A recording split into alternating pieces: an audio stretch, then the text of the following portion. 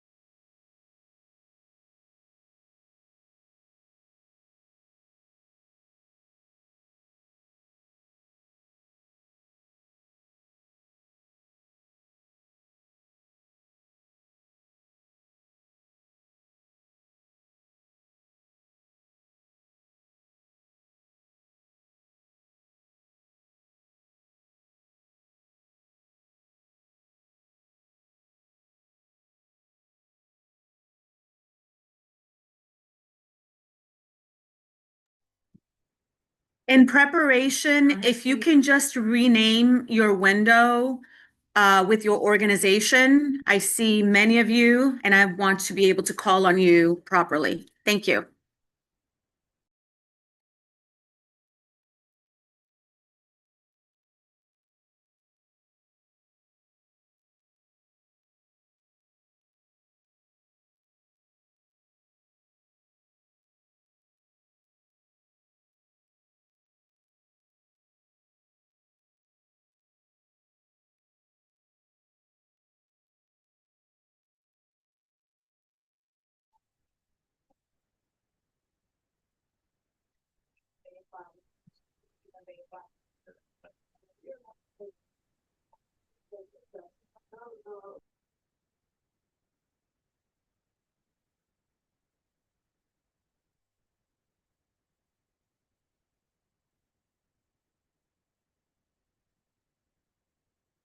Hola, can you hear me?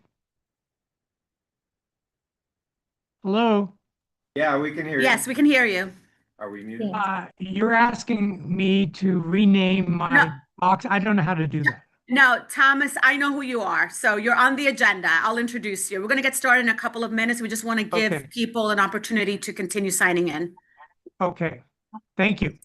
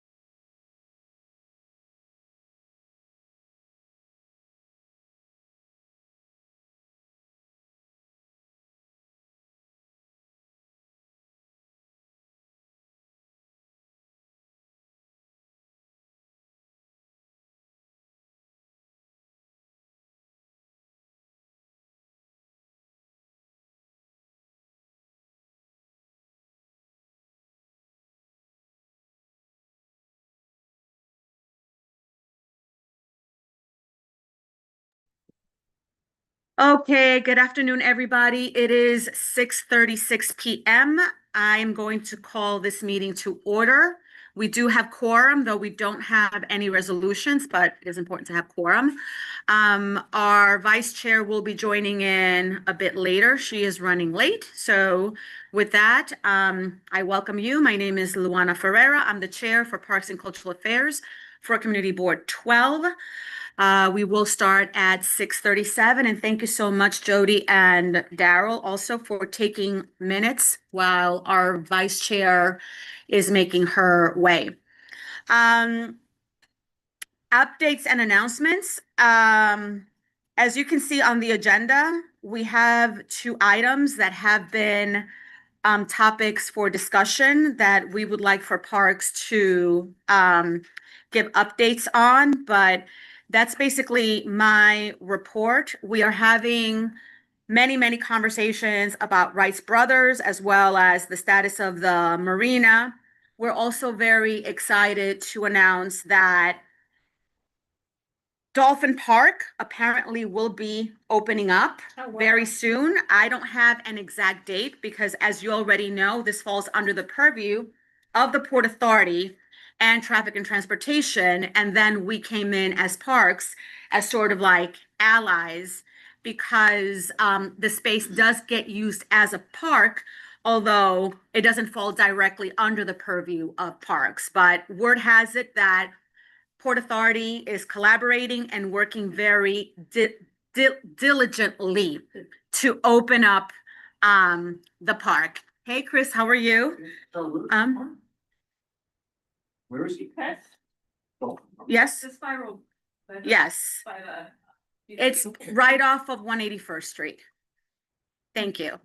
That is that for my report. And right now we're going to hand it to our partners in programming. We're going to start with, I'm going to start by making an announcement. This flyer was left.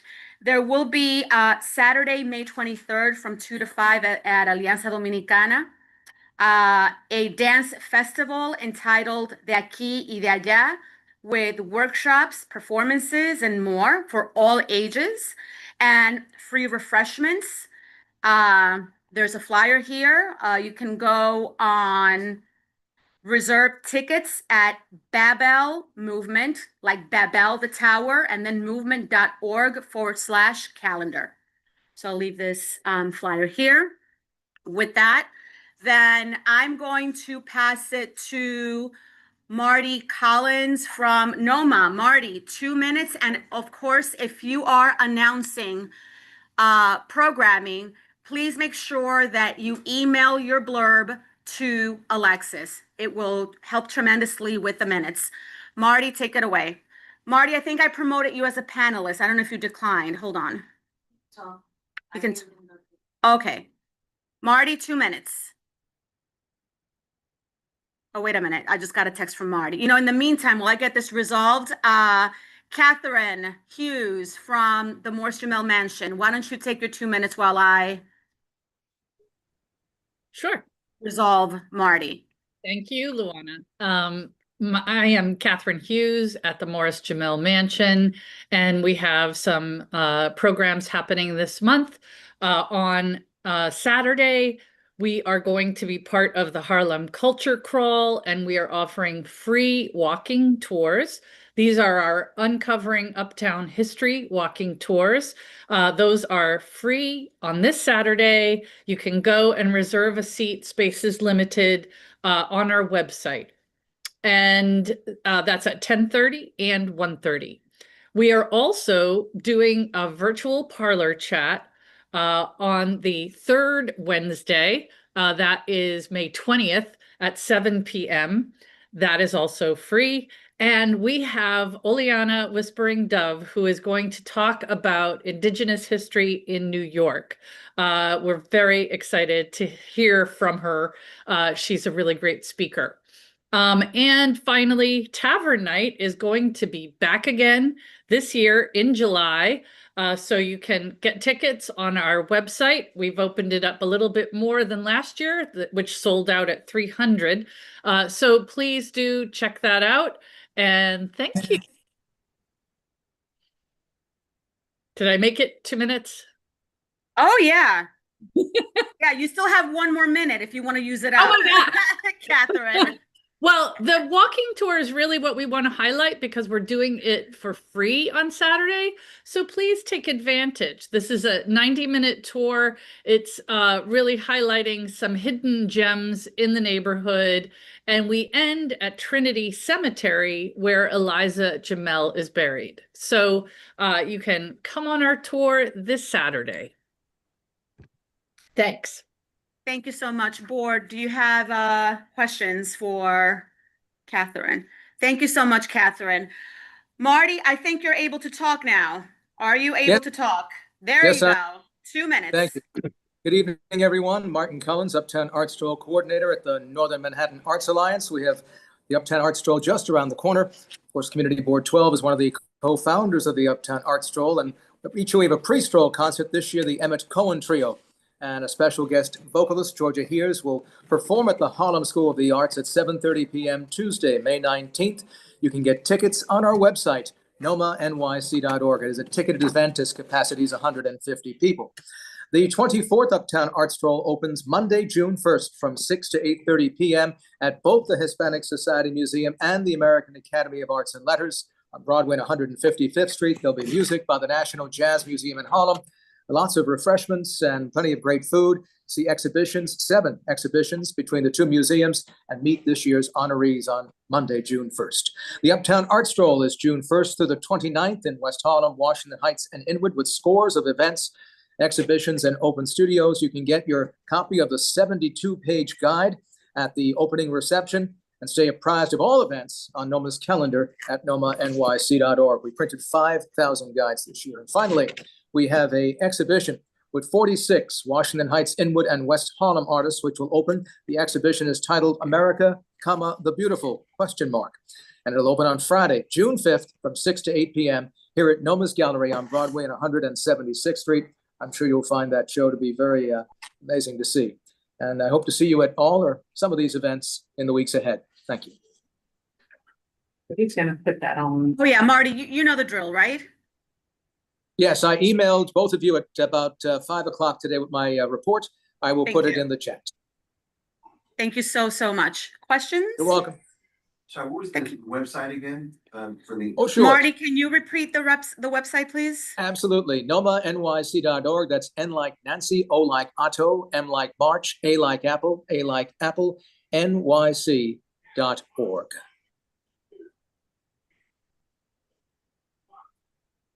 Okay, thank you. Thank you. I'm going to move it along to people in person wanting to do programming. Joy, do you want to do it? I will do that. Thank you. 2 minutes. Joy Hecht with Harlem River Community Rowing. Our programs are well underway. It's been, I think, 3 weeks now. We've got a lot of people out in the water, which is great. Our first 2 groups of Learn to Row, our novices, will begin on a week from tomorrow, the 20th of May. So we'll be getting out 16 at a time instead of our usual 8, because we now have 2 different coaches launches, so that's great. That practice is run for the 4 weeks. We still have, we expect to have 3 sets of those over the summer, so we'll be getting a total of 48 people learning to row instead of only 24 last year when we had only 1 launch. We still have way more people who want to learn than we can meet the demand, but at least we're doubling it. We have 9 coaches so far signed up to coach with us this summer. We're onboarding a 10th. With more programming going on, we need more coaches. Hopefully our participants will also make more contributions to pay the coaches, because we have to pay them. We're working on that. We will be participating in City of Water Day jointly with Row New York. So there's a team of people who are planning that joint team between the 2 organizations. And our 20th anniversary party, we've been around for 20 years now, will be on July 18th. I keep getting the date wrong. Email I'm running to Alexis. We're still working out the details, but you will all be invited. It will be at Muskota Marsh. We will have some on-water stuff for rowers, not for other people. We'll have some off-water stuff. And it should be fun and an opportunity for everybody to get a better sense of what we're all about. So that's it. Thank you so much. You're welcome. Thank you. Everybody's getting ready for the summer, man. Oh, Everybody. By the way, this is the next to last meeting. Yeah. So our last meeting is in June, until September. Dagman Farmhouse. My name is Natalia Mercedes Rodriguez. Speak up. Oh, Sorry. Yeah. my name is Natalia Mercedes Rodriguez. I run social media and public programs at Dagman Farmhouse Museum. On May 21st, we'll be having a backwards lecture on all things Inkster, the oldest African-American holiday in the nation. And specifically, its deep roots in New York Black history. And on Saturday, May 30th, we'll be having our Inkster celebration. Starting at 10 a.m., the museum will be free and open to the public until 4 p.m., including a free guided tour of the museum at 12 o'clock. 11 a.m., we'll have a African and African-American songs and story time for families and youth. 1 p.m. we'll have a dance workshop with Sylvester, who's hosted many dance workshops before at Noma Live Studios. And at 2 p.m. we'll be closing off Inkster celebration with a back porch concert featuring horror player Sayu Suso and a family ensemble. So lots of events on Saturday, May 30th, and I hope you can all come out, all of them free. And Thank you so, so much. Everybody's getting their reports done in like record time today. Thank you so much for that. And so I came in later. Hi. Just make sure she sends it to me. Sure, I already made the announcement. They know the drill. So can you type it up and I'll give you our emails, okay? The next person that I'm going to call on is Julie McCoy.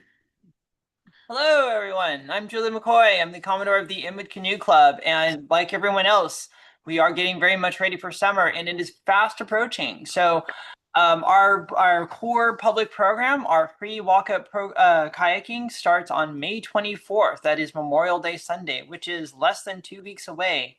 So we actually had a very constructive work party this past weekend, cleaning up the boathouse, getting some of the boats ready, working on our dock a bit. So we are all looking forward to seeing all of you come out on the water. Our public program is every Sunday morning, Memorial Day weekend through Labor Day weekend. So that's a lot of weekends this summer. And that's basically show up at 9, sign up, and we'll take you out in a small tour.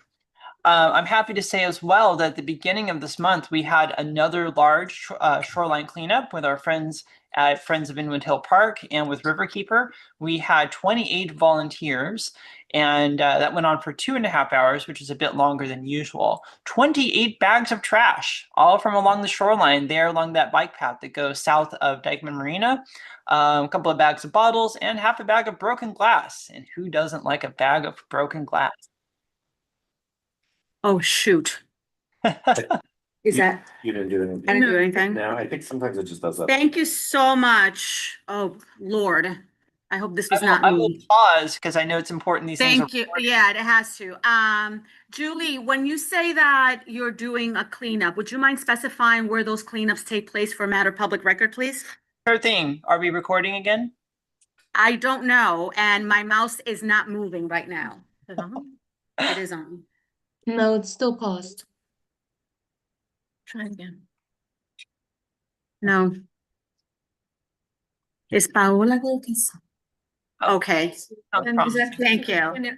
Yeah, so when we No. host, to answer the chair's question, when we host our shoreline cleanups, we operate them out of our boathouse, which is about 200 yards south of Dykeman Marina along the path that goes, it's a dead-end path, but it goes a long direction towards the Little Red Lighthouse.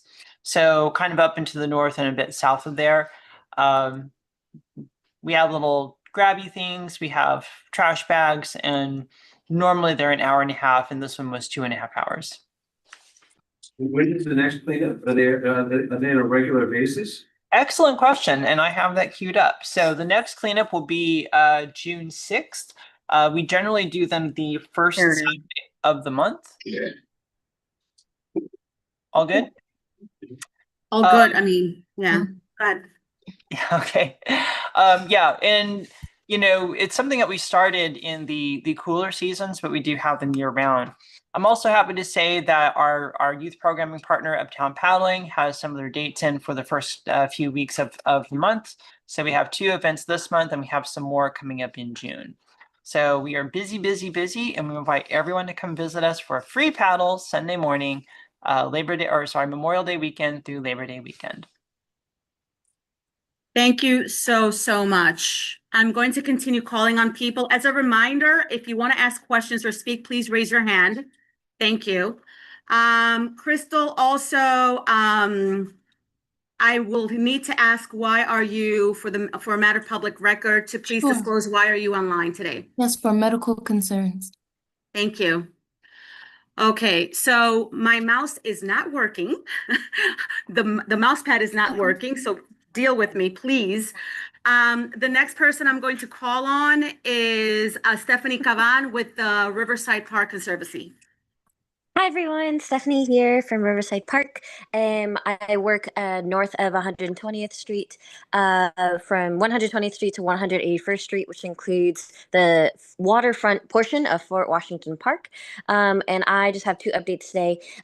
One is Summer on the Hudson with Riverside Park is in full swing. So Summer on the Hudson is something we do every year.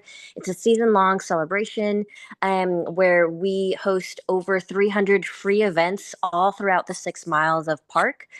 So I want to highlight 2 events that are happening this month in Fort Washington. One on Saturday, May 30th at 9 a.m. We're meeting at 157th Street and Broadway, and then walking into the park for a birding walk. That's at 9 a.m. on Saturday, May 30th. And that birding walk will lead into the park and going north towards the Little Red Lighthouse. as well as on Saturday, May 30th at 11 a.m., we're doing a fish count, which is really exciting. So wading in the water and counting whatever fish we can find, which is exciting. And then also we have Sensational, which is an event that we do every year in 6 or 7 playgrounds throughout the park, and in Discovery Playground, which is also in Fort Washington Park. We are leading a bucket brigade. Is that how you say it? Bucket brigade of sand led by kids and their parents and caregivers to take out dirty sand in that sandbox in Discovery Playground and put in new fresh sand. So that's Sensational on Saturday, May 16th, this Saturday at 10 a.m. And that's it. Just in time. Thank you so much. Stephanie, did you say bird walk or burning walk? Sorry, bird, B-I-R-D, bird.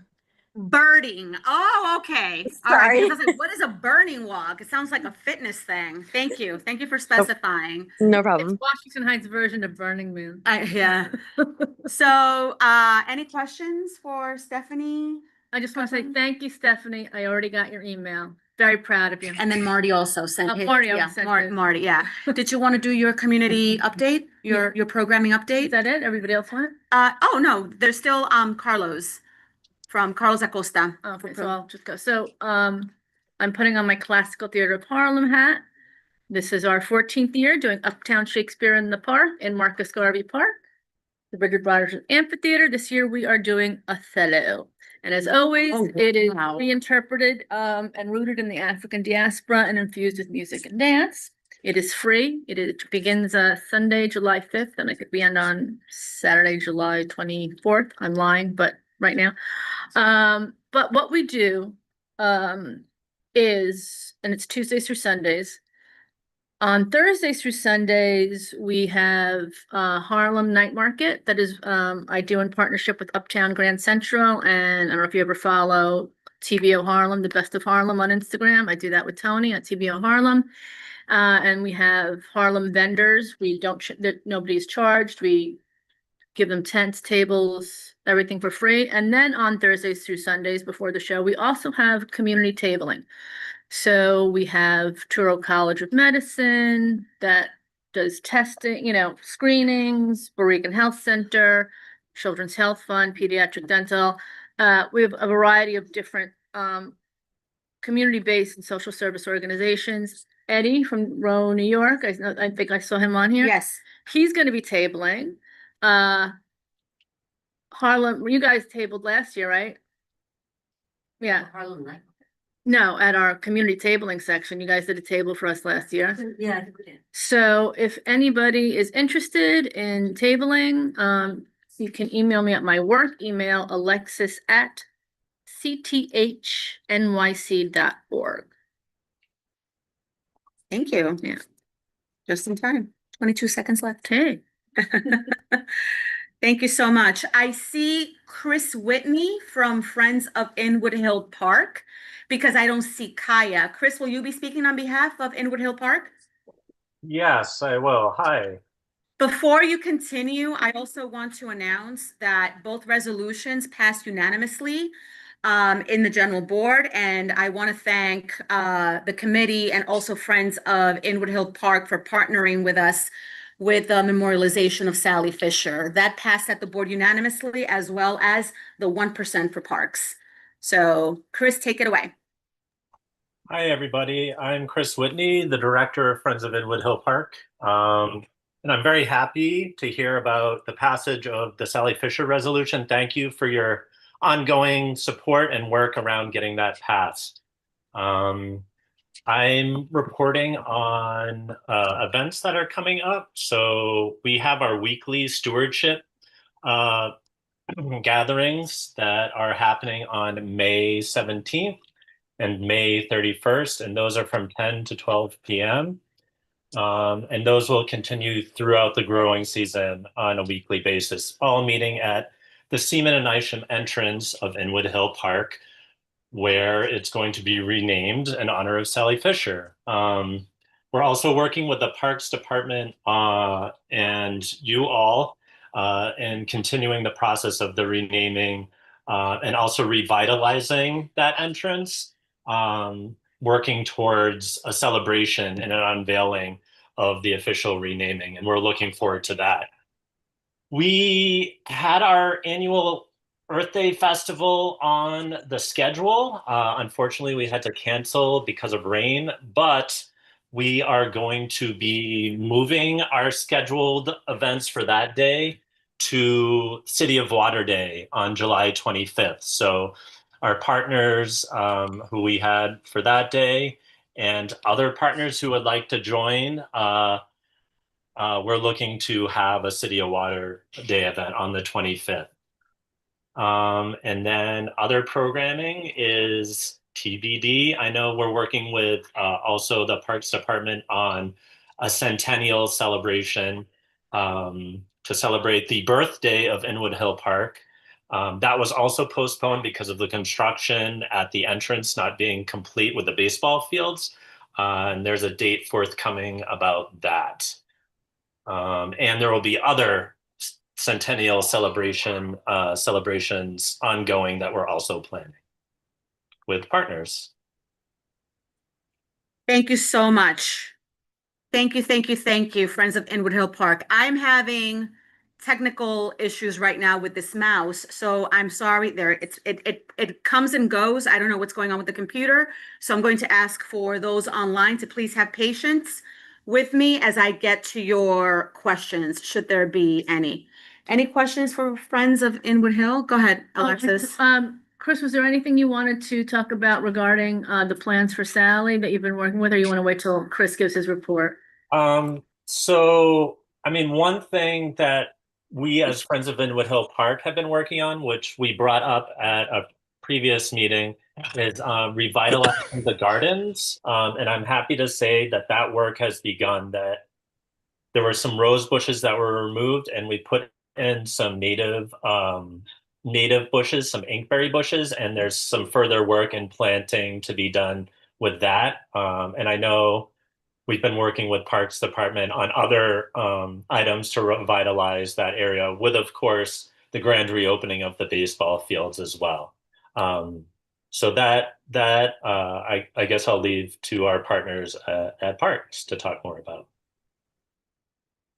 Thanks, Chris. Thank you. So I cannot access the participants list, so I don't know if I left somebody out. There it is. It pops. Yeah. It comes and goes. This is so annoying. Well, Nate from the marina is here. Yeah, no, he's going to do a report on the marina. Yeah. But so did I leave anybody out from programming? You know what? I'm going to move to Carlos. Carlos, why don't you do Carlos Acosta programming for Park? Go ahead. Sounds good. I'll jump in. Thank you. Hi, everyone. Carlos Acosta here with the Northern Manhattan Parks team. Let me just pull up these notes that I had. They were so handy a second ago. And so, yes. Okay. So coming up on the 16th, there is a Prehistoric New York walk that's being planned by the Rangers. That's at Inwood Hill Park. They're meeting at Seaman and Isham Street, and they begin their walk at 1 p.m.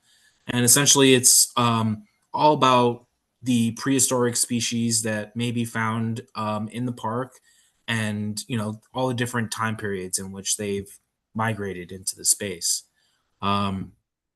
Also on the 17th, we have a trees count in Highbridge Park, led by the Urban Park Rangers, meeting at 1 p.m. At West 171st Street and Amsterdam, which is pretty close to the rec center. And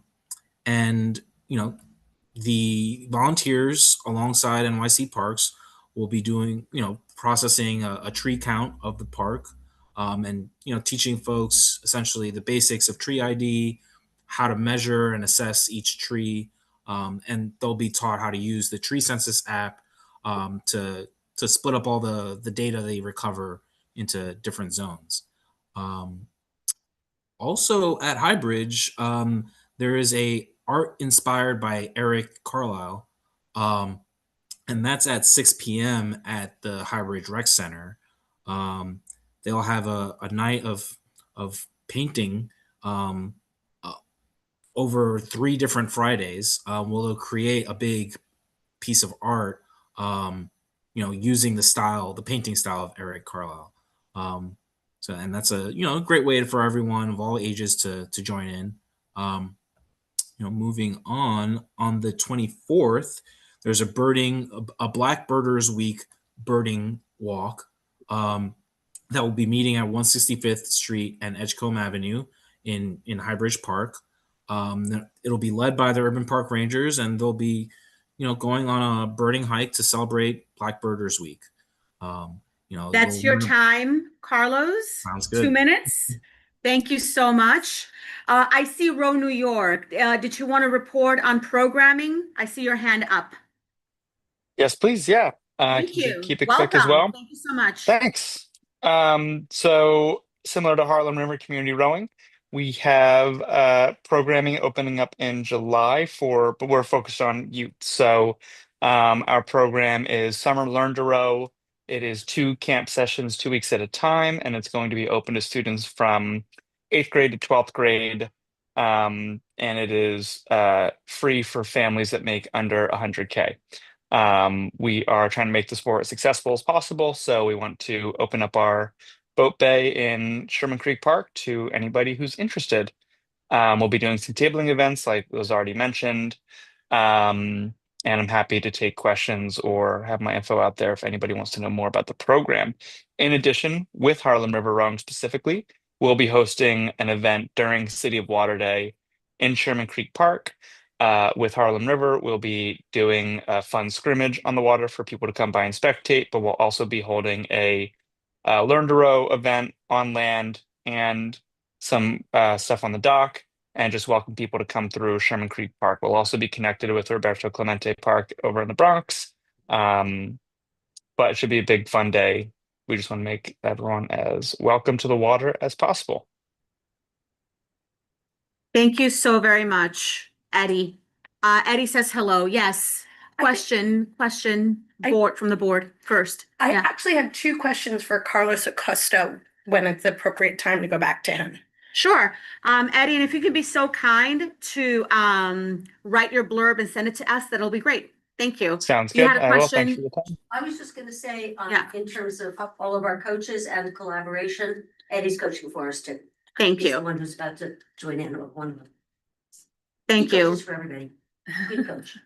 While I manage the technical difficulties, Tracy, you want to go back to Carlos and ask questions Yes. while I try and figure this out? Hey, my 2 questions are, the first one is, can we have that date for that 165th Street Edgecombe birding event, date and time again? If you happen to have it? Sorry. I do. Hold on. It is the 24th at 1 p.m. At 165th Street and Edgecombe Avenue in Highbridge Park. Awesome sauce. And then this is more of just like a general educational question. What is the purpose of counting trees? Just so we all know. Like, I'm glad to do it. I'm down. Yeah. But like, but why? Well, we have limited forestry staff. So it really does help us to have as many eyes out there, examining the trees for any diseases or potential breaks or things like that Mhm. that could endanger any patrons in the park, or any of the wildlife at that, because there could be any trees there that are downed, diseased or damaged. So, we, as many people as we can have out there to identify any new growth or damaged growth is really helpful to us. Thank you. Thank you. And since you talked about prehistoric species, Carlos, I have a question. Have ammonites ever been found in the park? That I don't know. That might be. I'm I can curious. bring that up to the Rangers because they may know. They have a lot. They have a bigger sense of the history there, and maybe Chris knows. I know he's in Is in the No, first- because I go into these rabbit holes of people that go ammonite hunting. So Daryl is asking what's an ammonite. It's sort of like this fossilized seashell that it lives in a rock, you crack it open, and it's a beautiful fossil. Yeah, it's a spiral. Yeah. What it has another name, but I call it ammonite, the scientific name, because I'm a science girl. So yeah, I'd be curious to find out if there's any, maybe. You gotta show up. I gotta show up, right? Okay. Yeah. So I get into these like I'm a night owl, and sometimes the algorithm sends me. My algorithms are good, and what? Midnight owl, night owl. Yeah. What? I missed it. It went through my head. Well, he is not here all week. Okay. The mouse is still acting up. I'm not able to access through this computer if I missed anybody. So if anybody is a panelist and you have a 2-minute programming announcement, you may unmute yourself. Don't fight over time. So I'll give it a minute while I figure this out. No? Because then I'm going to move it to Parks to do their Yeah, can you hear me? Yes, I can. Okay. How you doing? My name is Wanye from Hudson Sailing. I Hello. got an invite, but I couldn't interact with the screen. I'm sorry. So thank you for giving me this opportunity. I just want to give you a quick update. Just 1 second. As you know, we were operating out of the Dykeman Marina, but Yes. since that's being renovated, just wanted everybody to know we're still serving schools in the community in other ways. We had requested the use of the Quonset hut, but our request wasn't met because we would have needed to store materials there for our boat building and 3D print program. So all of our programming has been moved into the local schools. We still intend on delivering quality program, but we wouldn't be able to make use of the marina without a permanent space. All of our sailing has been moved to our Chelsea location. So some schools are able to come after school, and some schools have been participating in our Saturday programming where their families bring them down to the marina to go sailing. But we just, like I said, we just want everybody to know we're still working with the schools in the community, delivering programming, and we're finding alternative ways to keep students engaged in our programming, even though they wouldn't be able to go sailing every day. Thank you. Thank you so much. Thank you so much for coming. And then we do have an update on the Dykeman Marina. That's an old business item on our agenda. As a reminder, if any organization is promoting programming that involves our local youth, another committee that you might want to visit is the Youth and Education Committee, that is chaired by Tanisha Grant. I'm quite sure she will be very happy to hear announcements regarding programming for our youth. Anybody know off the top of their head when that committee meets? Thursday. Which Thursday? This Thursday. First Thursday every What's the second Thursday? second Thursday. So it's the second Thursday of every month from 6, starting at 6. Okay. So Okay. thank you for that. Yeah, Thanks. thank It'd be you. great if I could get an invite from however it gets sent, I'd appreciate it. Thank you. What's that? If I could get invited to the meeting, I just wasn't sure how to You join have to the meeting. sign up via the website. Okay. So you go to the website, you Google CB12, cb12.ny.gov. I think it is, but make sure you do a search. Okay. And then on the calendar, you can sign up for those meetings. I understand. Thank you very Okay? much. Of Okay. course, you're very welcome. 6:30. 6:30. Anybody else?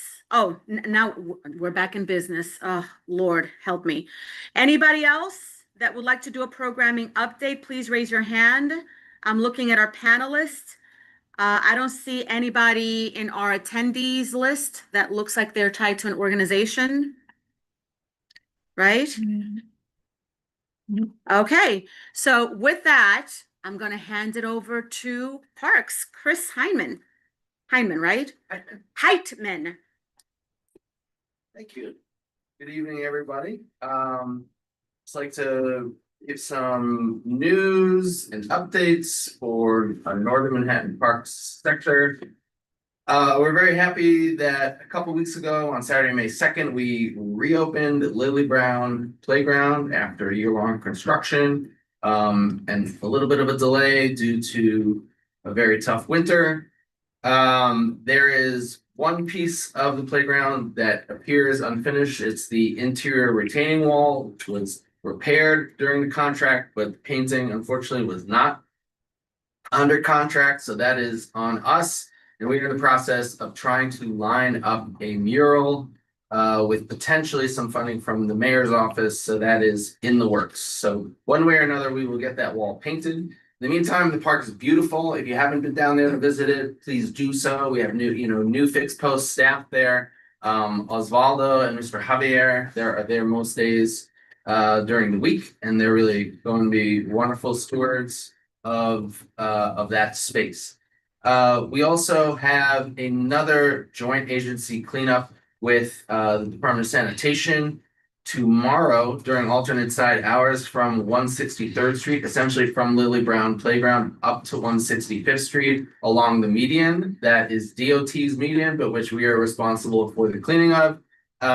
It is not something that we really advertise to volunteers or community to join because the work is in the street. And there's a lot of poison ivy in there. So we're going to be cutting back the poison ivy and breaking debris down. Sanitation will come with their packer and their sweepers. And the last time we did this on the south side of the playground, it worked really well. It's kind of amazing when our two agencies work, in concert with one another. So hopefully we'll see how it goes tomorrow.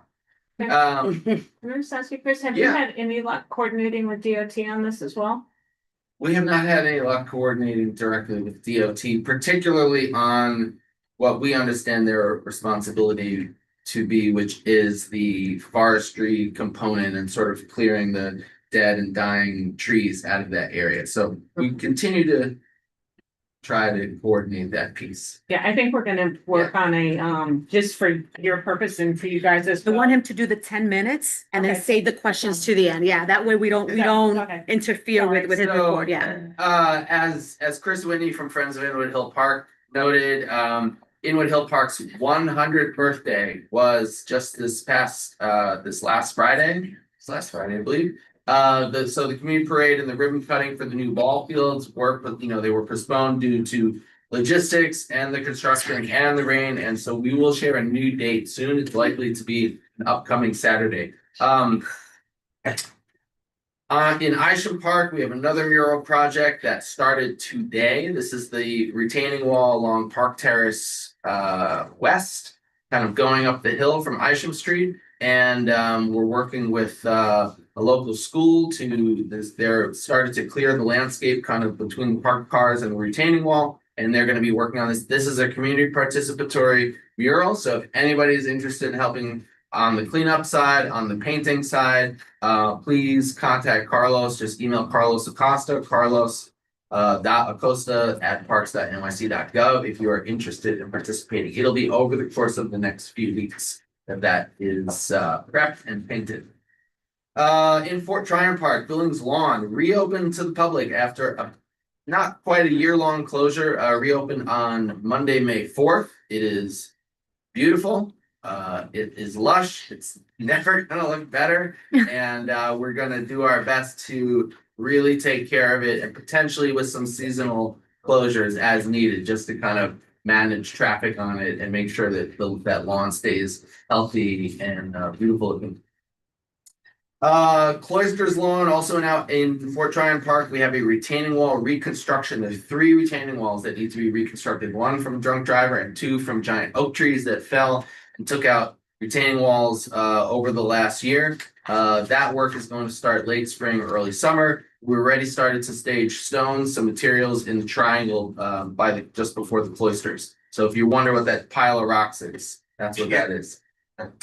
In Quisqueya Playground, we also reopened the restrooms at Quisqueya Playground on Saturday, May 2nd. This is in Highbridge Park at Amsterdam and West 180th Street. We have a really wonderful partnership with our friends at On Point.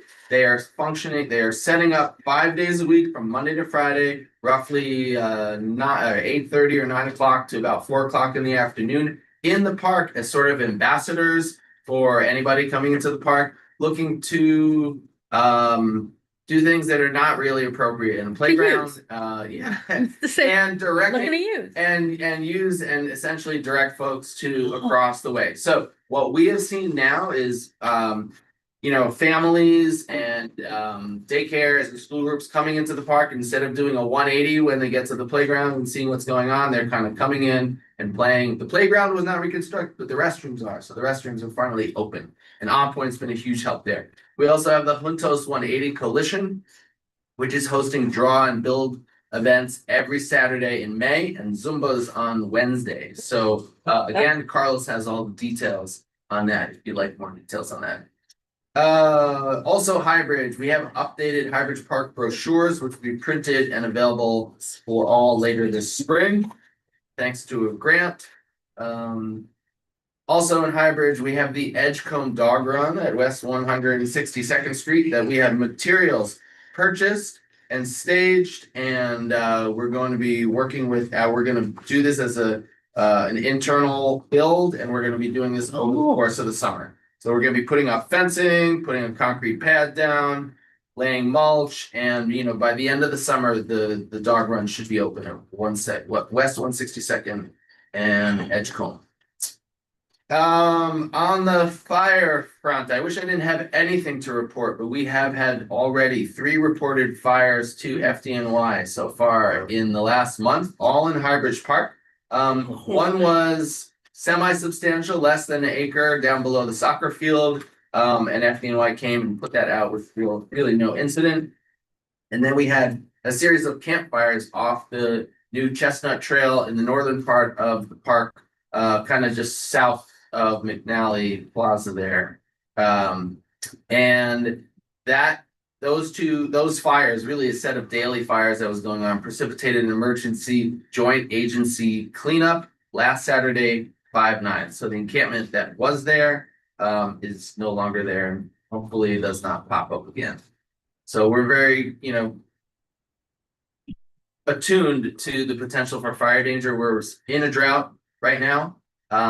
We've had some interesting meetings with electeds and other agencies, and nothing I can really report right now, but we're just want to let everybody know that we're very, very aware and attuned to the potential and what our response, we can have a coordinated response again as last time, but hopefully even better.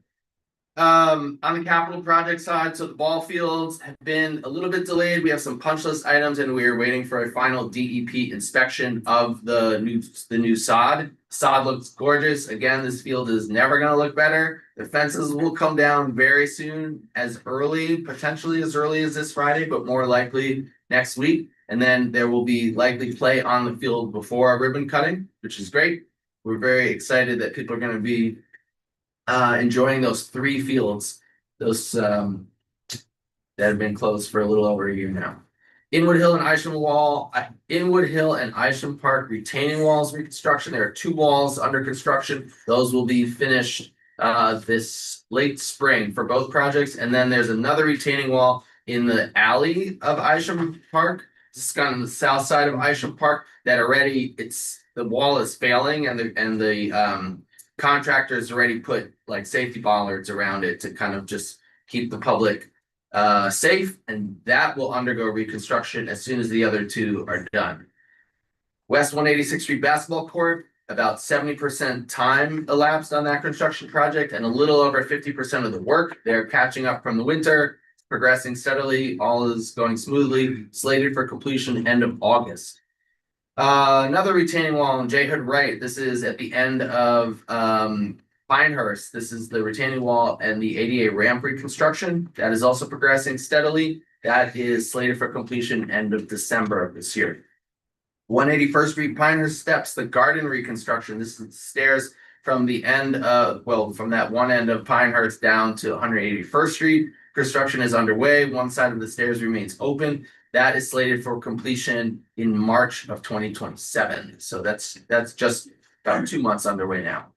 The J. Hood Wright Dog Run reconstruction, we're in the design phase. We're in close touch with the Dog Run group, and we'll be in design essentially through the rest of this year.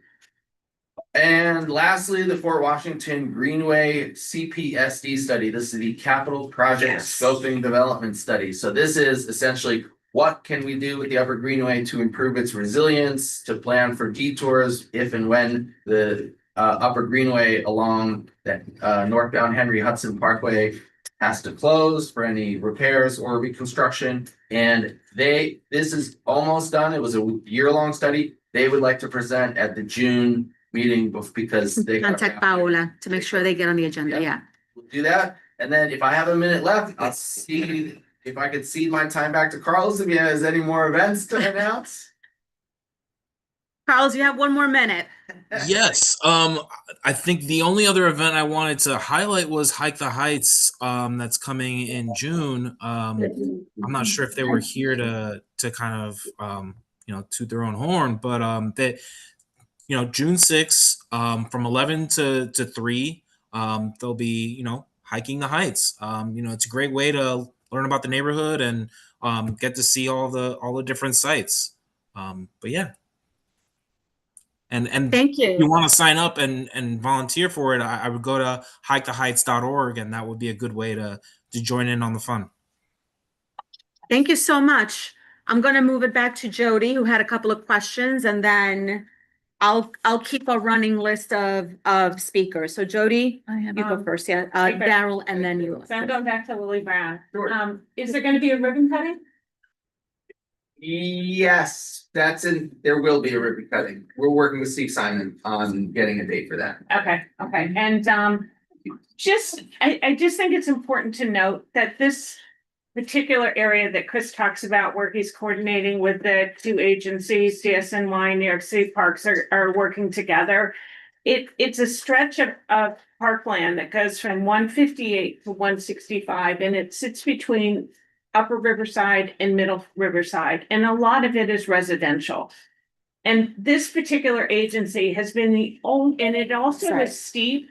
It is full of poison ivy and a lot of invasive trees, making it very, very difficult for people to manage it and clean it.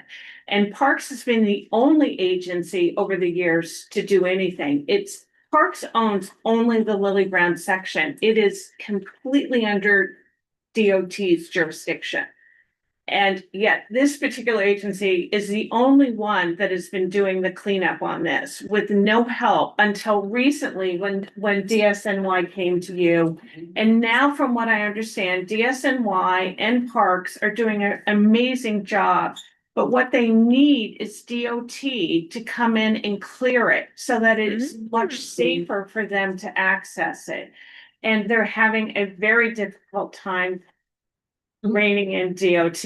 So we need to speak to Leo Jimenez, who is the chair of traffic and transportation. So just so that you know, is that I believe that Jody Kirsten, me, will be writing a reso associated with this, and it will be brought up at the next TNT meeting. Because I do think that we really want to try to impress upon DOT the importance of coming in and helping. Thank you. Thank you for that. So do we agree that a resolution is in place to call upon DOT for, and maybe we should engage also safety, because that's a safety issue. Because we have a lot of rats. Yeah. Well, the poison ivy, is a safety issue. Yeah. But it's a yes. All around. So my recommendation is also, because this falls outside of our purview and it's DOT, we want to be collaborative and speak to Leo Jimenez first so that we can do a joint resolution. Because it does impact you because you do own a piece of it. When you say you, who's you? Parks, exactly. But if we're calling upon DOT, then we also need to involve Leo as the chair of transportation committee. That way, we're not going over him. If we're calling upon DOT to do its due diligence, then Leo Jimenez needs to be also part of the conversation and part of the drafting or the collaboration of the resolution. She's on the committee though, right? But You're on- I'm on that committee and I'm drafting. Exactly, yeah, but he's the I get it. chair, but he's the chair, that's what I mean. I don't know the logistics of how it works. I just know that we talked about it last week, whenever the. So meeting- Leo knows. Yes, Okay. and we're bringing it from what I remember, am I wrong? That Yeah. we're gonna bring this to the next meeting. Fantastic. And I believe that I may be writing the resolution. Thank you. I just We didn't meet, hear like, the, last week, so Yeah. for next month, okay, for this meeting, before the summer starts, Yeah. we can. And maybe Both of them it could may be passed. incorporate, I don't know, maybe getting you guys to rah-rahs here may sound like. yeah, I just didn't hear the part that Leo was in on it, that Yeah, he no, he is, understand. I didn't hear that. Sorry, sorry. Yeah, as the chair of Transportation Committee, Yes, now That's- yeah. he's organizing. He's on it for board.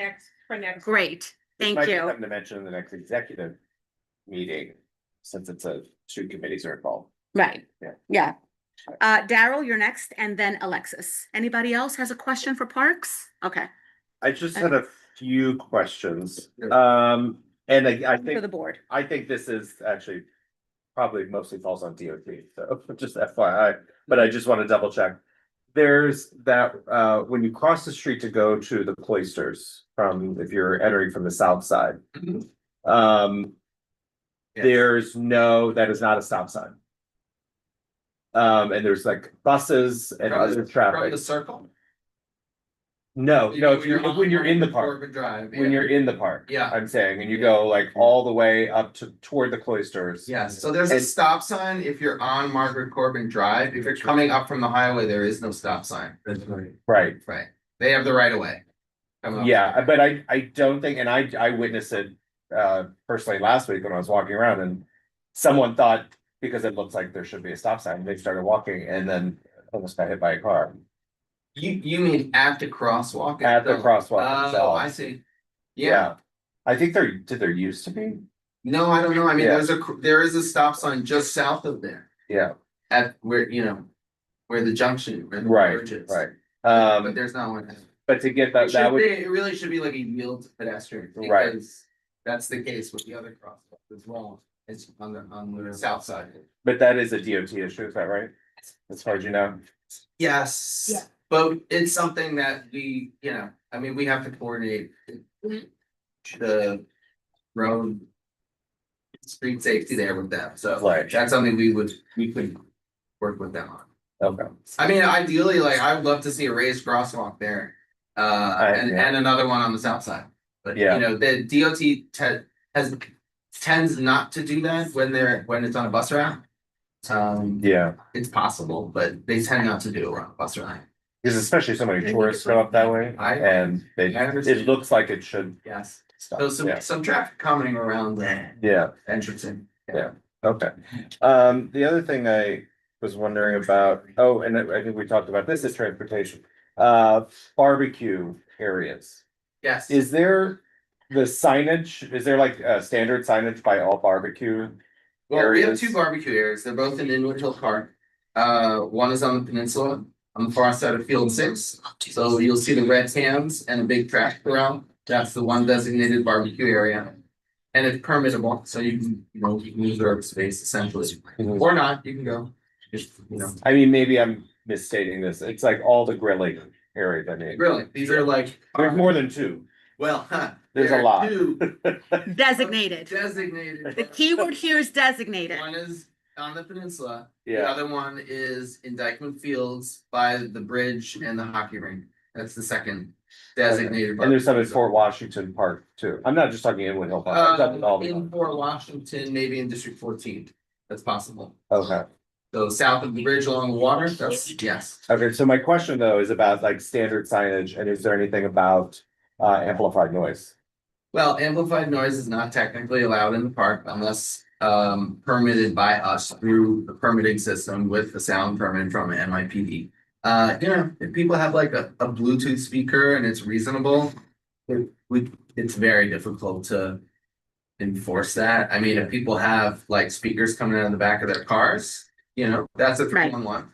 Mhm. And because I think an And if issue it's came like up a- the other day, so is there signage about like noise and amplified sound and like when it yes, should stop? all parks consolidated signage includes the essentially ban on amplified sound. So every standard park sign at the entrance to every park has that listed. It's also among, 20 other rules, so. Right. No one's Is there a stopping time you. on that or no? That I'm not sure. It's really when the park is open. So Right. in some cases, the park is open till 1 a.m. Other cases, it's not. But there's no amplified sound. Yeah. You know, and when if anybody has an event that they want to do amplified sound, it has to go through us. They also have to get an NYPD permit. Right. So we are It's permitted. we tend to be very reticent about allowing that, unless it's like an organized concert or something. We must not allow to it. And my last question was But not for a about, party. yeah, Yeah. was about, the rocks below the George Washington Bridge. Yes. Who's responsible? for District cleaning? 14, so Riverside Park. Okay. Alexis. Oh, yes, me. So first of all, I want to say thank you for highlighting the good work that On Point does in the parks. And I just want to say for public records, there's a lot of people have a problem with On Point. There's a lot of people who have a problem with users. And to those people, I want to just say publicly, nobody, when they're 5 years old and you're sitting there drawing flowers, right? And playing with clay, decides if they want to live a life like that. So for many people that come to this meeting and complain, just remember, nobody wants to live that life. And before you judge, think of what you can do to help. Number 2, the Edgecombe Dog Run. Thank God. That has been the bane of our existence, particularly mine, since they have ripped up that park. Nursery schools and daycare centers that bring the kids to the park can't even sit on that lawn anymore, because still people, even though the scaffolding is up, they're now on the other side. They have trained I have a pit bull, but he's always on a leash, he's well trained, and he's afraid of his own shadow, but that's another point. He gets scared by leaves, he scares himself sneezing, anyway. But it's still destroying Roger Morris Park, and we're still having, I've seen people train a pit bull. I witnessed myself somebody training pit bulls to fight on there. So now, once everybody's over there, what else can we do to make sure people who just feel that they are so privileged that their dogs can be off leash, crap all over the place, cause public unsanitary conditions? Yeah, I think it's a management issue, so and to a degree an enforcement issue also. So we will continue to work with our PEP team, try to get them over there. They're in Bennett Park every morning sometime between 8 and 9 a.m. and every day they're getting people, in some cases ready to usually getting people to leash their dogs. They never did that for Roger Morris. So ever. Roger Morris, something we're still working on, but having the dog run option across the street, very easy. Now we can start to point folks over there. Roger Morris, like we're putting a lot of energy into the park around the mansion. We have our gardener training program is coming once a week, like all the way through the summer. A whole cohort of trained gardener trainees are coming and paying attention to, working in Roger Morris Park for like half the day, every week, right? So thanks to like our court director, so they're working on the Sumpter Garden, they're, working on restoring that lawn on the south side. But it's tough when you have these groups, that insist on running their dogs off. Yeah, and I get particularly annoyed because Sally Fisher, when I was the interim there, she did a gardening camp for me for 2 years and built a beautiful butterfly garden and other things in that park. And I'm sorry for anybody who has a dog. If you think your dog is that well trained, wait till it gets bit or wait till somebody bites it. Wait till something bad happens. But, that's just some privileged baloney. There's leash laws and I find it reprehensible. But what really annoyed me is they defiled the work of Sally Fisher, number one, and they single-handedly ruined those roses. Yeah. The rose bushes that were there since, who was it? The planter, was it Jefferson? It was been there since colonial times, these special strains of roses. And people were allowed to do that for years with maybe one ticket given. And people were, yeah, got to double down on that. Thank you. Thank you. I'm off my soapbox. Does the board have any other questions to Parks? You had a question for Parks? Yes, want to know, is there any movement, what's going on with the tennis courts underneath or near the bridge? I know there was some money put aside for that. Is anything moved forward? That is also for Washington Park under District 14's management. But I did hear that there is funding for those. I don't know what the timing is for it though. That's District 14, that's Correct, so Riverside Park Servicing that. And where, and is there anything, is there any plan to service the forest and fishing park? At Inwood, at Inwood, it is in the works. Nothing's been allocated yet, but we're aware that it's an issue. We're likely to do some short-term repairs between now and, full reconstruction. So. You're aware. Absolutely, yeah. Damon, did you have a question? Because we have updates on Wright Brothers Parks. Yeah. Let the updates come forward first. Yes, and then, yeah, good. Thank you so much, Chris, for all of these updates, and I'm so excited of all of the progress. And I already said 1% for parks. We gotta hold our elected officials accountable on the promises that they made while they were campaigning. So yes. So next, since there are no more questions, we have Marty. Oh, thank you. Flyers for the committee for the opening reception. Thank you so much, Marty. You made it. Thank you. Now we have a very exciting presentation by Tom Navin. He just wrote in the chat that he's having, of course, the bane of our existence, the love-hate relationship with technology, but also Frank Giuliano can speak on this presentation. So do one of you want to start? I think you have, if you do have a presentation, I think you have sharing capabilities because you are panelists. I can begin. Thank you. Welcome. Thank you very much, Luana. I'm the president of the Friends of the Paterno Trivium. The Paterno Trivium is the Green Streets site at West 187th Street, where Cabrini Boulevard and Pinehurst Avenue converge. And we wanted to update all of you on the fact that we are going to be having our 25th anniversary of our ribbon cutting ceremony for this Green Street site on August 4th, which is a Tuesday. And it's on that day because that is the day of Dr. Charles Paterno's birth. It was the precise date of the ribbon cutting and dedication ceremony back in 2001. Frank Giuliano is the chair of the events committee for this.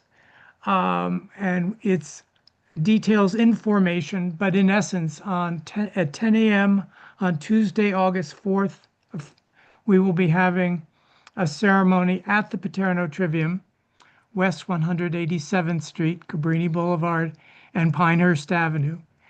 We're arranging for a street closure because we're anticipating a large crowd.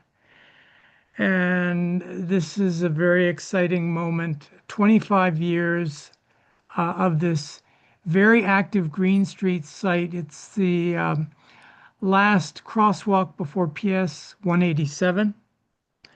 So of course, children and families on their way and back from school stop here. The park is my design, which was presented to your parks committee back in 2000, actually. It consists of a semicircular bench, which the Friends of the Paterno Trivium are responsible for maintaining. So we're a 501(c) organization with an endowment to do that sort of thing. But we're currently also working with DOT and Lyle Blackwood, recognizing that this 25-year-old intersection is well populated and very beat up by vehicular traffic. So I'm working directly with Lyle Blackwood to make sure the design is preserved, but we're trying to coordinate this to minimize the inconvenience. This will occur sometime after our August 4th event. I have no further details on it, but our hope is to preserve the design of this Green Streets site and the radial scoring pattern of the concrete.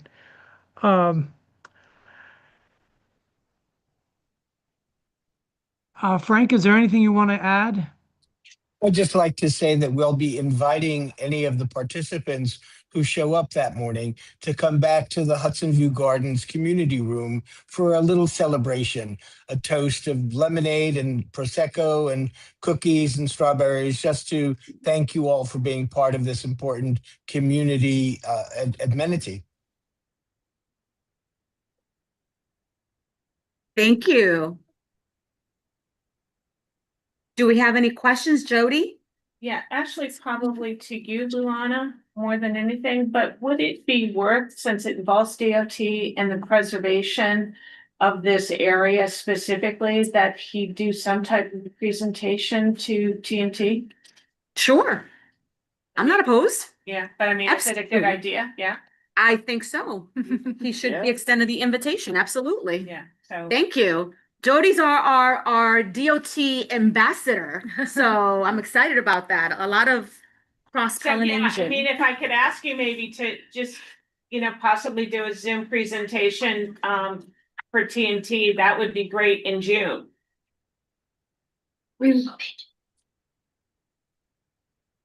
Who is this being directed to? You. Yeah, Tom. Both of you. Oh, I'm sorry. Just because He. you're working with Lyle Blackwood on the preservation of this, and so it might be worth just knowing, having, the Traffic and Transportation Committee know about this as well. I think it's June 1st, the first Monday. Jody's extending the invitation for you to join the committee to present and invite also the Traffic and Transportation Committee to the event. Is that a possibility? I I'm think sure it's it a is. Yes. I've lost the picture, but I'm hearing your voices. I'm hoping you're hearing my voice. This is Yes, Tom loud Booth. and clear. Yes, it's very possible. We absolutely want to key into the community and to traffic and transportation. Great, thank you, Tom. You're very Thank you, welcome. guys. Thank you. Questions? This is so exciting. Questions? All right, I'm going to do a quick time check. It is 7:45, and if there are no more questions, we can move on to old business, where we have some updates regarding the Wright Brothers Playground and also the Dykeman Marina. I'll let Parks hack it out. Who wants to go first?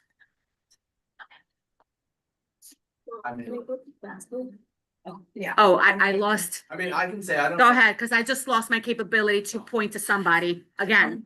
All right, so I can report on Wright Brothers Playground. Fantastic. So there's not that much to report. I mean, I think Mr. Dan, you're aware of what's happening over there. We've done some rodent remediation adjacent to the park house over there. We continue to monitor that situation.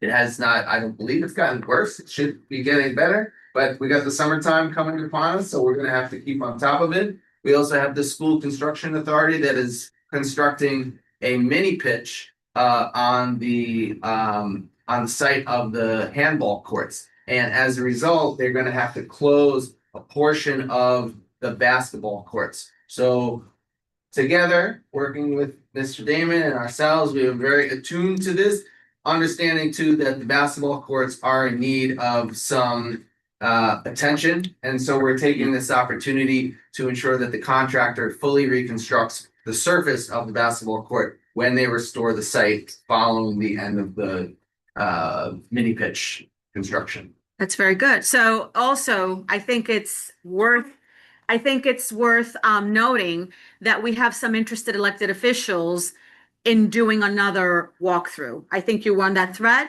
Damon. So I think that, it's a re-election year. So I think it's a very, a good time to engage our elected officials who were on that thread. And I know that the community liaison for one of them is interested in being in communication and doing another walkthrough and getting updates on the refurbishing.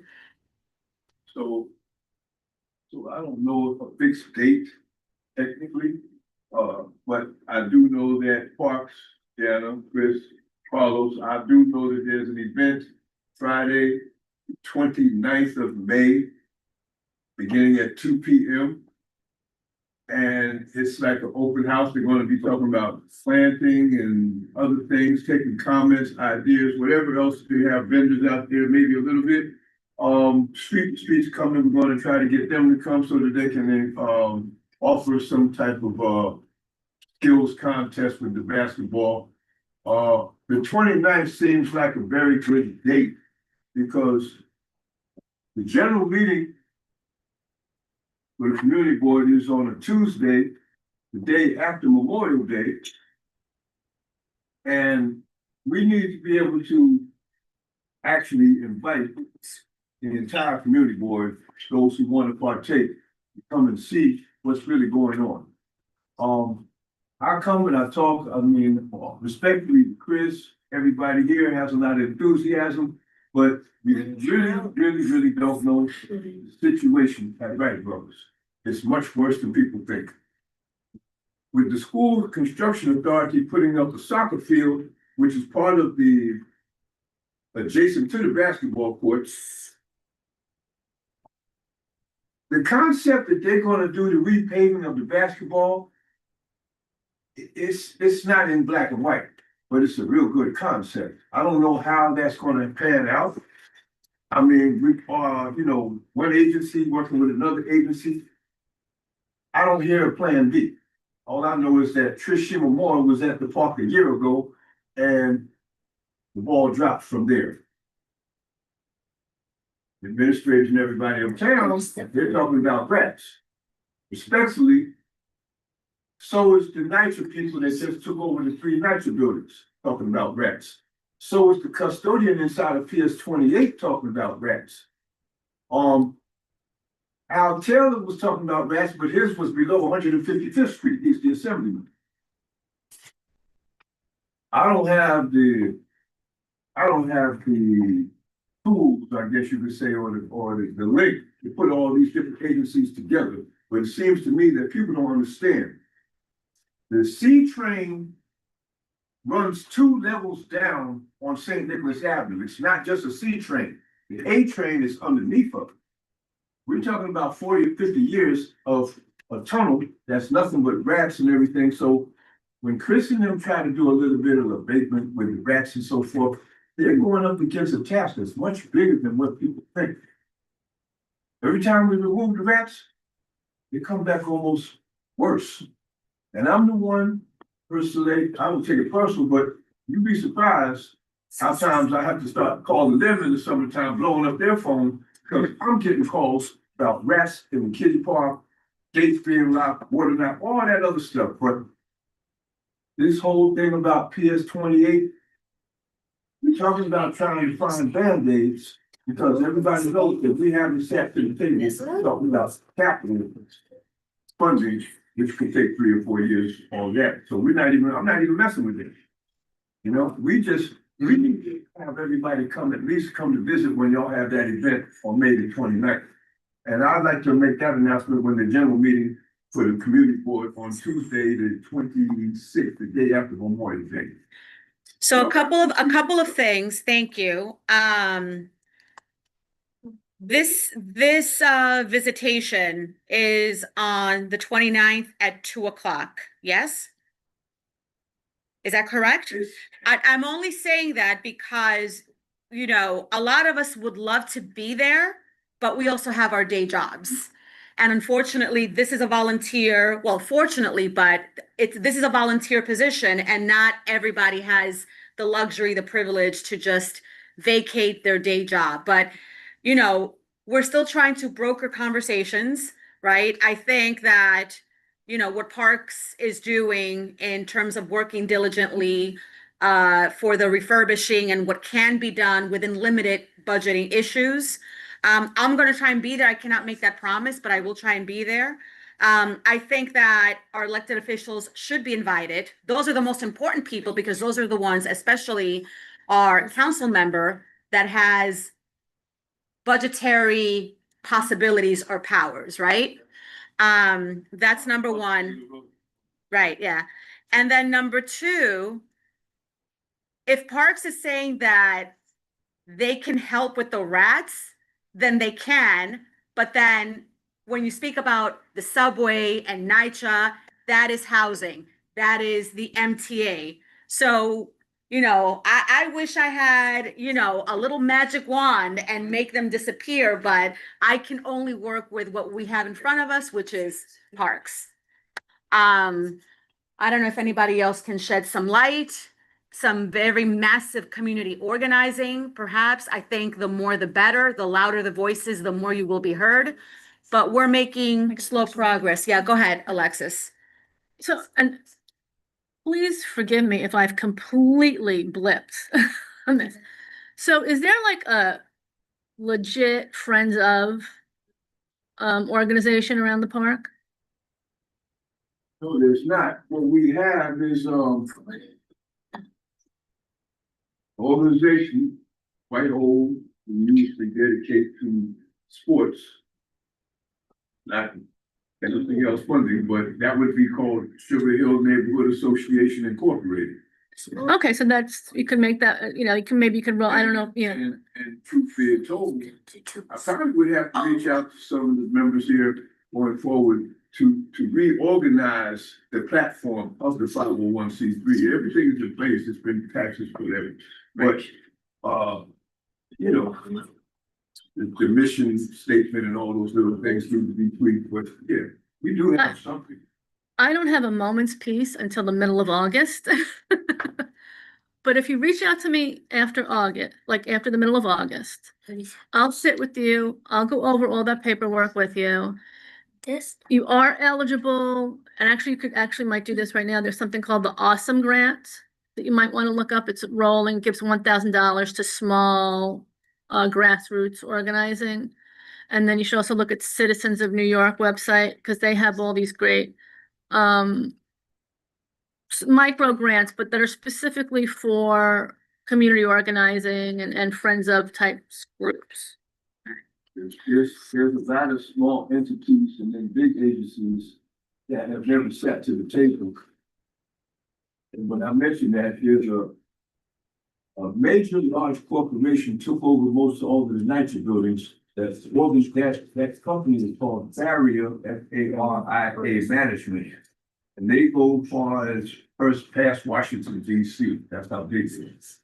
We have the Cloth organization, with Ms. Adrian Steady. Yes. Close by, you understand? And like I said, the school itself wants to partake in a lot of things. It's just hard to get all of those certain people to the same table. This seems to be the date to do that. Amen. And I have done my due diligence. I cannot say to which organization I reached out for a possible partnership, but let's just say it's the foundation of a very famous hip hop artist that attended the Wright Brothers. You're really not school. saying anything, are you? I'm just saying. I did reach out. I did write an email to see if we can start a conversation. I haven't heard back. But thank you. But let's see. I think that the first thing is to see how the soccer field looks, and then the refurbishing of the basketball court and everything that Parks is doing within their power to try and beautify with the limited resources. But yeah. Oh, there's something in the chat. Oh, the chat is working. Let's see, any other questions from the board? Okay, so Carlos says that we are working with Damon to host a community day event. Oh, he already announced it. Okay. Joy, go ahead. Just about that, all those rats, Colleen, since obviously many agencies are involved and the rats couldn't care less which agencies here involved. Doesn't the mayor's office have a rat czar? Do they have an ability? No, there's no more rats in there. No more rats are, sorry, Lonnie. Sorry. But this is why these conversations and these collaborations are important, because we have a very good resource here. Everybody has their strengths and resources to share. And of course, you know, how many brains? There's like 20 brains here. 20 brains are better than one. I mean, Go what ahead. I would say is, right, I mean, the city's very data driven, and the city measures rodent numbers based on 311 complaints, because Right, we cannot exactly. really count the rat, we can count the 311 complaints. So when there are 311 complaints for a particular area, that's indicative of the issue, that shows that people are being impacted by it. So when we get 311 complaints, we have to respond. So if there are areas, and this is true, Parks now has a new, essentially street tree rat mitigation team. So we have exterminators that are just dedicated to street trees outside of parks. So if there's like a tree bed that's, you know, riddled with burrows, you can now call that into 311 and the parks team will respond to that. So, I mean, they're stretched thin, it's not enough of them for sure, but it's still a step in the right direction. Yeah. And Carlos wants to be intentional about his email, to reach out to him to participate in the event. carlos.acosta@parks.nyc.gov. That is Carlos, CARLOS.Acosta, ACOSTA @parks.nyc.gov. Okay, and then the next update. Oh, I know it's Nate, right? Nate is here. Nate, are you here to give us an update on the Dyckman Marina? Thank you so much for participating. We just want to keep the record open and have the conversation open, since unfortunately one organization was a sacrificial lamb in all of this as such. So do we have any updates on the marina? Well, thank you, Madam Chair. Absolutely. And Thank you. I'm joined by Chris. You can hear me okay? Yes. Yes, loud and clear. And joined by Chris Amy, who's my project manager. I have to take a breath. I know we're at the 8 o'clock hour. I have to say, folks, after coming up to this area for a quarter of a century, it is so heartening to see the groups proliferate. When I got up there, there was two ends of the street and they were both being misused. One end by Jerry O'Rourke at the west end, which is what we're talking about, and the east end by Pat Mattioli at the Valray Boat Club. I personally cleaned up both ends. I hurt my back at the east end. It is so great. This is before Eddie. I love the spelling of your first name, Eddie. It's fantastic. It's a fish Eddie. This is before Amanda Krause in Row, New York. It was the only group up there was New York Rowing Association. Before Joy got kicked out of the state park, kicked them out, and we took them in at Muscota Marsh. Joy, Bob, great that you guys are doing the programming there. That used to just be for Columbia Rowing. Jen Hoppe and I wrested that away from Columbia, made that a public launch. Inwood Canoe Club, of course, predates all of us. And then Dyckman, which is what I'm here to talk about. I brokered Hudson River Community Sailing to get up there, and it continues apace. The community eco dock. Again, this is what quarter of a century will do. I championed that. We only got 2 sites located in the entire city, and this was the other one.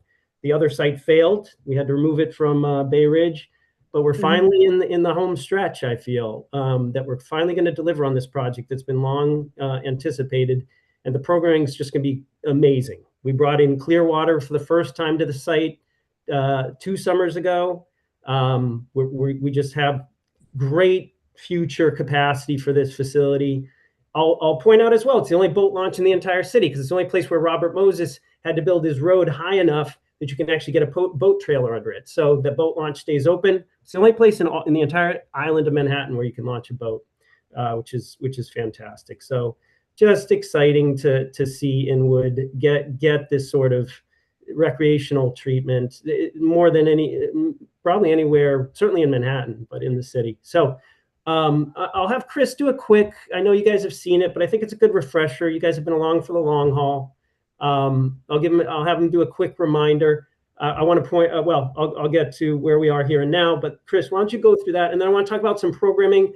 I'll keep most of that. We're going to appear, Luana, thank you for the reminder, Youth and Education Committee, because though we are going into a construction period, we are fully going to keep the site open and programmed on the land side.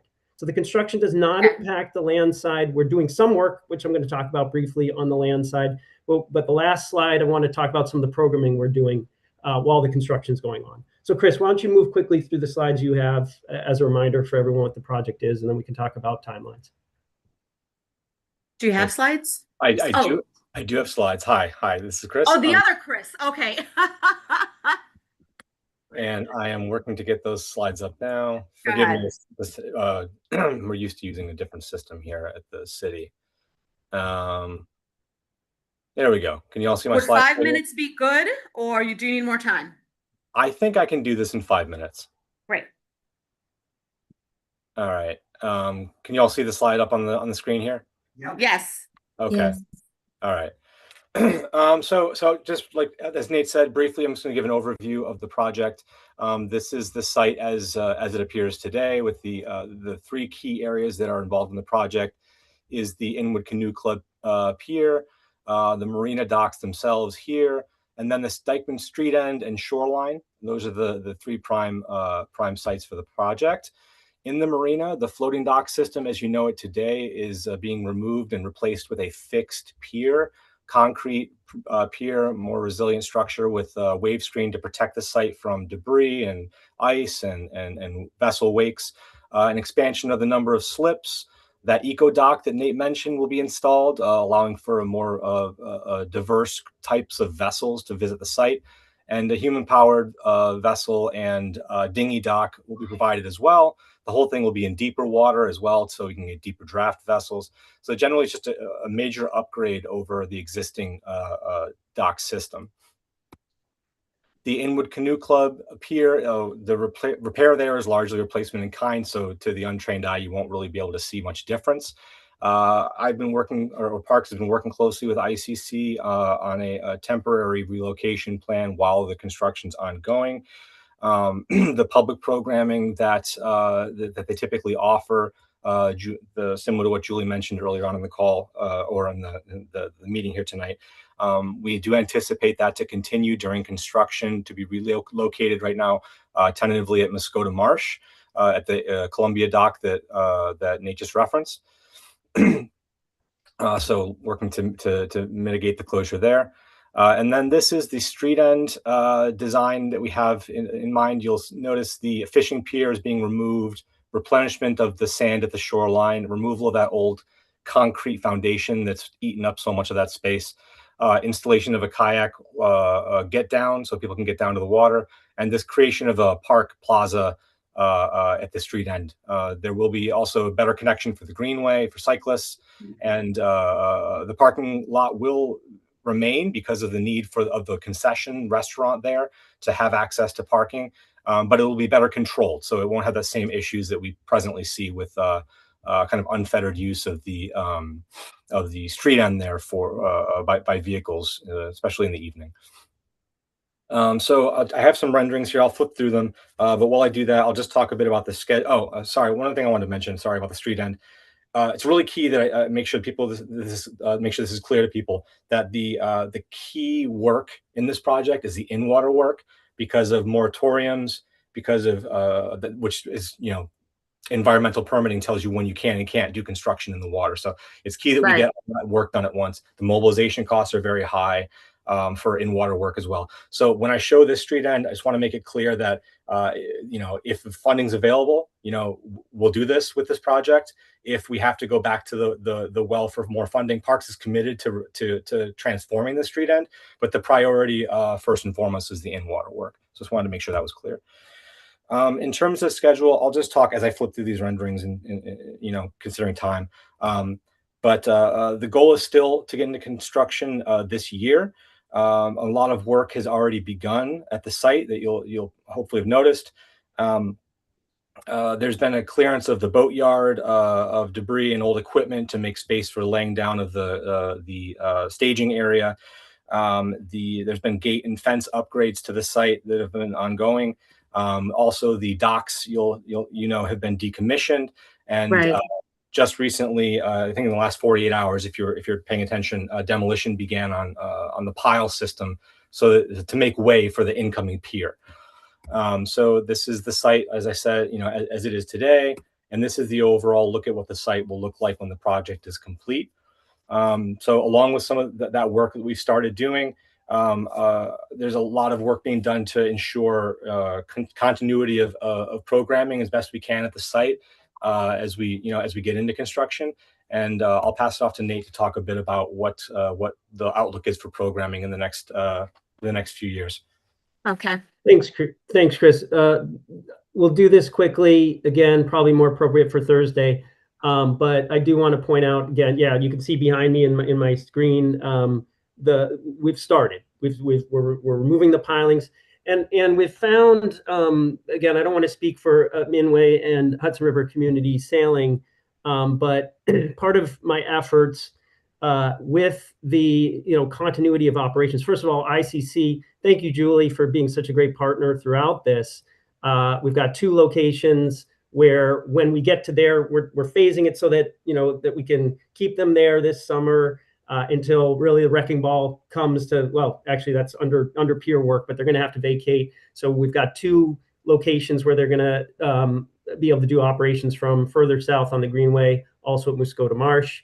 And then in terms of Hudson River Community Sailing, I'm a bit hesitant to say it because I feel like in ways all the groups that I work with throughout the 5 boroughs will say, what about us? But we paid to mobilize all of the docks that they wanted. They came up and checked out the docks, as well as these pilings.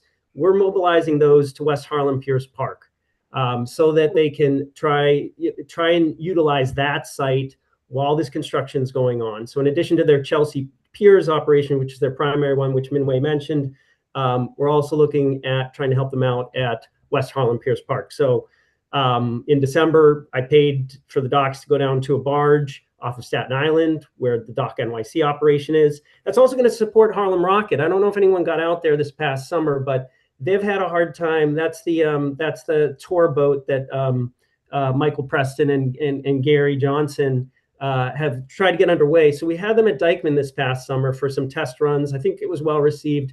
They're ultimately destined for West Harlem Pierce Park as well. So we're really mobilizing, getting out ahead of the larger work by clearing the site and doing what we can. Chris mentioned there's a new fence that we put up. We're doing work in the Quonset hut as well.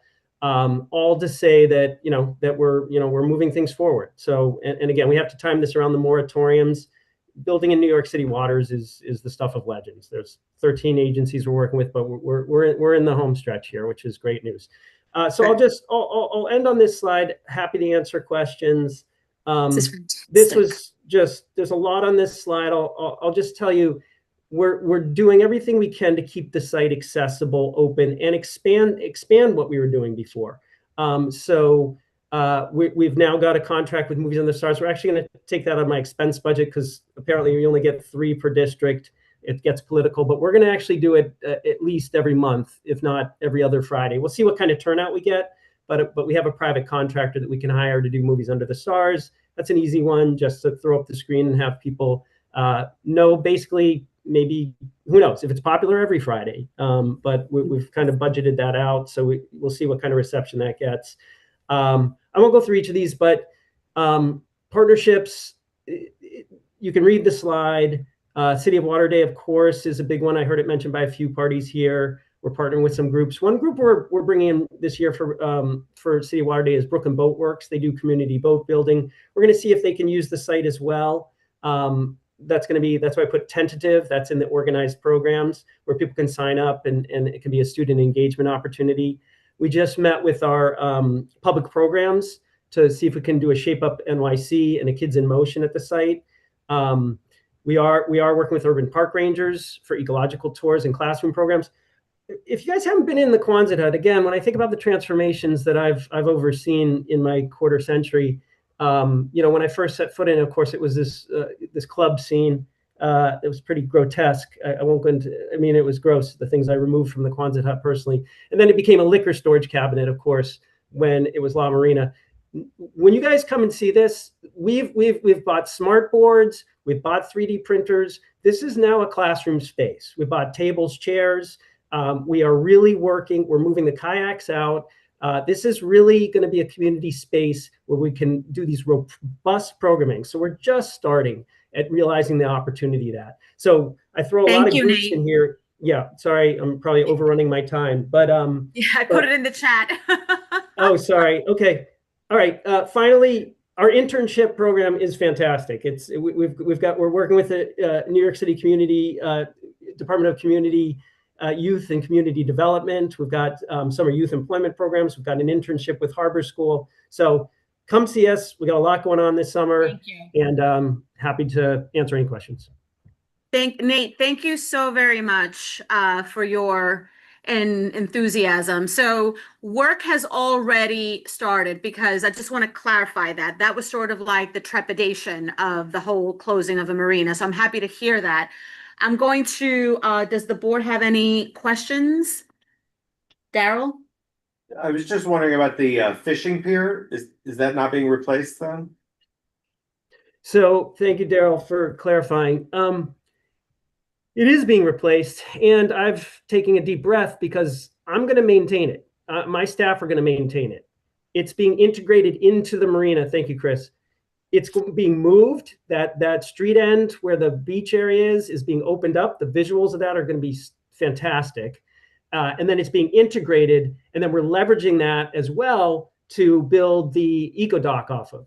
So that is going to be a fishing pier that extends out. That's a fixed pier. We're going to have bait cutting stations. So we're going to maintain that now actively. Right now, it's always been kind of this addendum and with Parks budget stretch, but our staff are there 24/7. We'll have eyes and ears on it. Got it. Thanks. Thank you. I'm going to do a quick time check because Alexa still has new business that she wants to bring up. At this point, I'm only taking questions, clarifying questions. I'm going to start with her, and then with you, and then with you. Yeah. Yeah, Tessa Carter. Tessa Carter. Yeah, just wanted a little more detail about where in the timeline this all is at. The Capital Parks Charter still hasn't been updated, so it still says procurement hasn't started. Like, what are we looking at for construction? Where in procurement is it? Just more details around that. And you mentioned a moratorium. When does that set in? Thanks. Yeah, Chris, why don't you give the details on that? Yeah, I'll take that one. So the more start with the last question. The moratorium is imposed by a combination of state DEC and NOAA Fisheries through the permitting process. We have a 4-month window to do pile driving specifically, so we can do some in-water work, but the pier and the construction of new piles to build the pier on top of requires that you put piles in to make the legs of the pier. And then at the end of the day, you can see in this image all these little, these smaller pier piles, that support the dock system. That's a secondary installation. So we're looking at a two, trying to hit 2 windows of installation of those pile driving, and that begins it begins this summer and ends at the end of November. So wait, the moratorium. Sorry, Chris. The moratorium starts in November. I apologize. Yes, the window to do the driving. Excuse me. That's the way I think of it. The moratoriums are for the rest of the year. So the moratorium is for 8 months out of the year, and then we have a 4-month window to drive piles. So schedule wise, that gets back to your other question about where we are on the schedule. The procurement process is very complicated. Very onerous. Right now, we have the contract documents, under review with the city to go out to bid as soon as they're approved. And the process, that we're looking at the construction starting this year. So whether we get started with construction on this pier or at the other sites, doing demolition work at the other sites and getting into construction on those sites. That all remains to be seen, the exact logistics of when each individual step or phase happens of the project. The construction window is a 2-year window to get all this work done. That's what the contract will say when it's signed with the contractor. So within that time, we have the capacity to complete all this work. But getting it started this year is still what we're on track for. Okay, unfortunately, I have several questions. I will try to be brief. You said that you are hoping to get the Inwood canoes moved to Muskota or getting them launched out of Muskota for their free kayaking thing, which is great. I'm wondering where you're planning to put them, and if you have hopes of putting them in the Columbia Boathouse, we would really like to know more about that, because we have our medium eyes on the Columbia Boathouse, which is. We tried. Yeah. So anything you can tell us about that, I am really interested. So we're in a process right now of permitting a storage, a storage situation for ICC at Muskota Marsh that would not involve the boathouse. We did reach out to Columbia. They have no objection to sharing the space. It's Parks space, but that we had a conversation with them, just being good neighbors, being neighborly about it. And we did inquire about space within their facility. And at this time, they said that they don't have sufficient capacity. Can you tell me whom you talked to at Columbia? Was it crew coaches or people higher up? It was a community partnership type person. Okay. I apologize, I don't have the name off the top of my head. I think that Yeah, maybe you should Deanna exchange might know. information. Yeah, let me go on to my next questions. You said you're taking the kayaks out of the Quonset hut. Will there still be paid publicly available kayak racks at Dyckman Marina when this is done? Yes, Joy, that's the plan. Yeah, we're not going to lose any capacity in doing this. We just felt that space can finally accommodate, really robust community programming and classroom space. It's ADA Private accessible. individuals who want to rent a kayak rack so they can launch their kayaks in New York City will be able to. Okay. They still can. Good. And a question. This might just be something I missed. The smaller dock that's further inland than the big one. Did you say that's for launching human-powered boats, or did you say something else on that? So the intent of that dock is it's a very shallow water there. Yeah. So it's not something that could accommodate like sailboats or motorboats. But you'll recall the marina has a significant mooring field for sailboats, which requires dinghy access and to get ferry to and from those boats. And then it could accommodate shallower draft vessels, human powered vessels of that type as well. So it allows for additional flexibility in how it's programmed and how launching occurs. Whether people want to launch from the shoreline at the end of Dyckman Street, where there will be the sandy put in as well. So there's really, this is delivering a robust range of options for us to work with. Will there be public launching of human-powered boats from the marina, or is that only permitted at the end of Dyckman Street? Which is the situation now, I believe. It's a good question, Joy. I mean, you do have, the launch that we're investing in. We're making that again. The launch being the end of Dyckman Street, where we're making that accessible. We're sloping it so that the idea being that portage of kayaks is far more easy. If someone really wanted to launch from the docks, we're not going to stop them. That staff do it. I'm just wondering, there's no reason, as long as there's no conflict with what's going on. What I mean, in the past, people storing their kayaks in the Quonset hut were not allowed to launch from the launch space in the marina. They were required to go around to Dyckman Street, which was fair distance to carry their kayaks. That's why I'm asking the question. Mm-hmm.